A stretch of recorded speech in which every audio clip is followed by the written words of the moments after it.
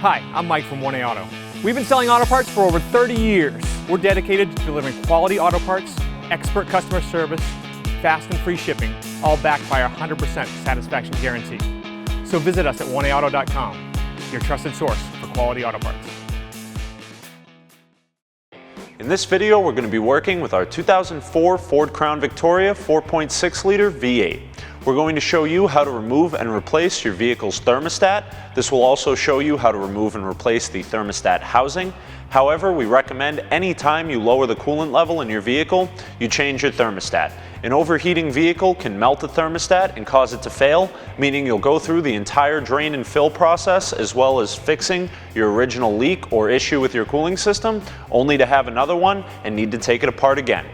If you like this video, please click subscribe. We have a ton more information on this and many other vehicles. And if you need this part for your car, you can follow the link down in the description over to 1AAuto.com.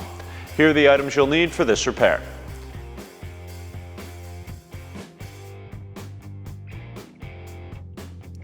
Using an open drive on the end of a 1/4 inch ratchet extension, loosen up this screw at the center of the engine cover. Lift it up, slide forward, and remove it from the vehicle. The thermostat housing and thermostat are located here to the driver's side of your alternator once the engine cover is removed. You'll notice in this video that the alternator and a few other components are missing. It's not necessary to remove these. We've simply done it to make it easier to film. Your radiator cap is located at the front of the engine bay on the passenger side, right in line with the passenger side engine bank. Simply unscrew that and place it somewhere dry and safe. Raise and support your vehicle. We're using a lift to make it easier to show you what's going on, but this can easily be done at home with the jack and jack stands. Under your vehicle on the front driver's side, we have a coolant drain here. Now I happen to have a piece of hose lying around that fits over it. If you do too, I recommend using it to put into your drain bucket to make this process a lot cleaner and easier. We'll then use a 19mm socket and ratchet to open up our drain.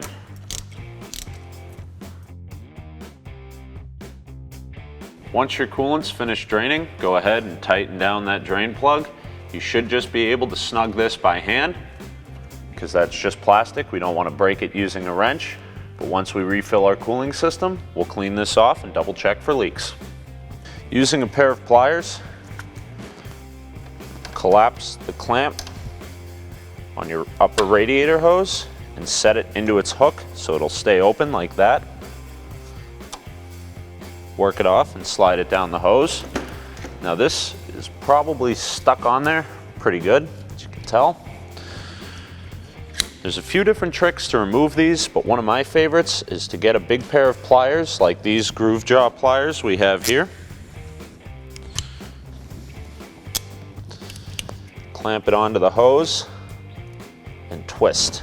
Now you don't want to bite in too hard or you're going to tear the hose, but you do want to get enough grip to make it rotate a little.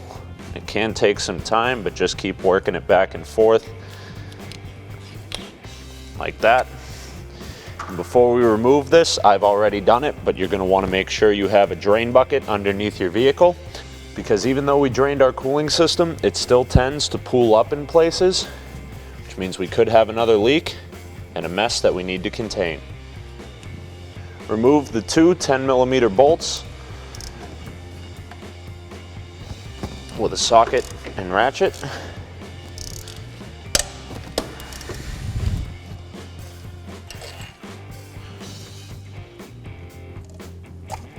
Remove your thermostat housing. Our thermostat's a little stuck, so we'll take a flat blade screwdriver, put it in the top there, and just help pop it up.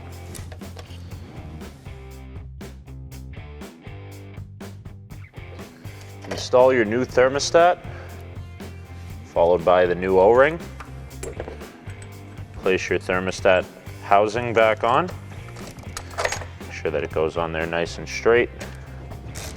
And tighten down both 10mm bolts. We'll do this first with a socket and ratchet, and then torque it to 18 foot-pounds.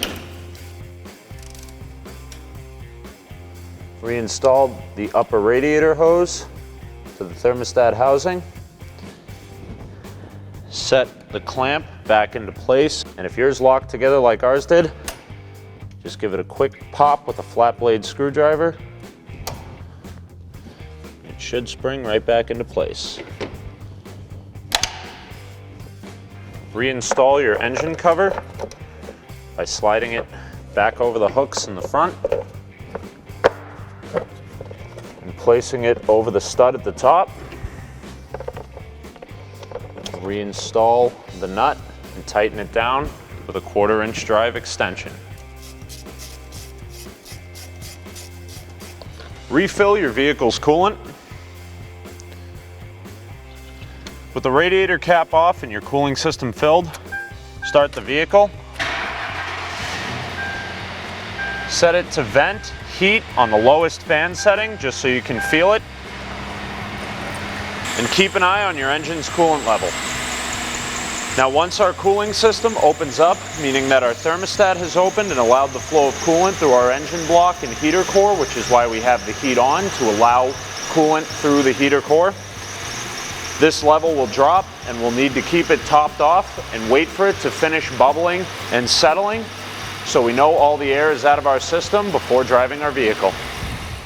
Once your vehicle has finished bleeding, be sure to top your coolant level back up.